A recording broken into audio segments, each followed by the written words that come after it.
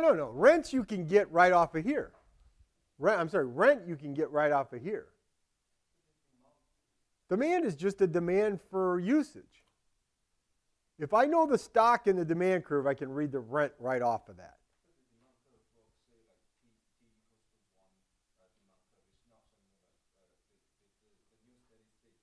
It is the new steady state demand curve.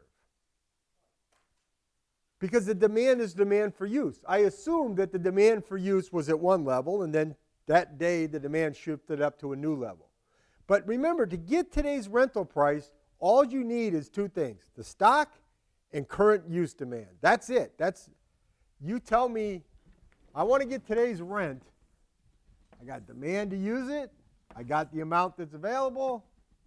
There's the rent. That's it. That's DT, KT, RT. They got to satisfy that equation.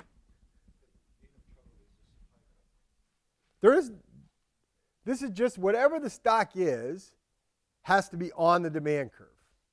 Remember, this is what I was telling you before. To talk about equilibrium, you don't have to bring in both sides of the market. You've got to be on the demand curve regardless of where the supply comes from. If I'm in equilibrium, I got to be on the demand curve.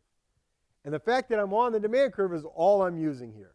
I'm saying whatever determined KT, maybe we picked it out of a hat, maybe we just made it up, I don't care. Whatever we did, we got some K, the R's got to fit that. That's all I'm saying. Whatever K and D are, they determine R. That's it. Regardless of the structure that generated K. Right? That's the idea. All right? Because that's what can equilibrate the use market. All right?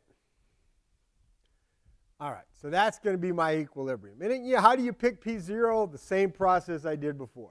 Rational expectations. You got to get P high enough to build fast enough to justify the path of R's that you're going to have in equilibrium.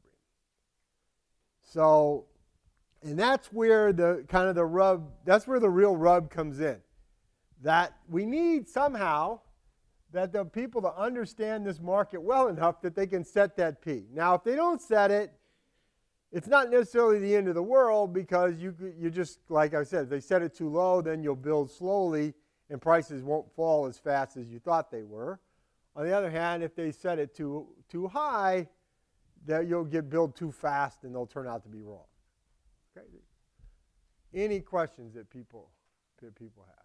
Now, for the usual reason, people have some incentive to get it right, because if you overpay, then you're going to end up losing money in general. And if you underpay, if the price is too low, you're going to make money by buying.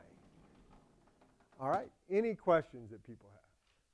But it's an important point. I mean, one of the important points to make is, if this is a very long-lived asset, then this pricing equation has to look pretty far out into the future, right? That is, the distant future matters. And if you look at something like housing or, company valuations, the distant future is an important part about that. What's going to happen 5 years from now, 10 years from now is significant. And that needs a lot of scope for disagreement about what people think, right? That is, we don't all have perfect vision of the future. For a much more short-lived asset, the less long-lived the asset is, the further in the future you got to look, the easier in some sense this pricing problem becomes. Okay? So if you have low discount rates and a very durable asset, you got to be looking way out, right? And that's always a problem. Hard to know exactly what the price ought to be. A lot of variables coming into play. All right? So we're going to make mistakes, I guess is what I'm going to say. We're not always going to turn out to be right. Even if we were fully rational, we're not going to always be right. In fact, we might turn out to be wrong most of the time. We will turn out to be wrong most of the time. All right.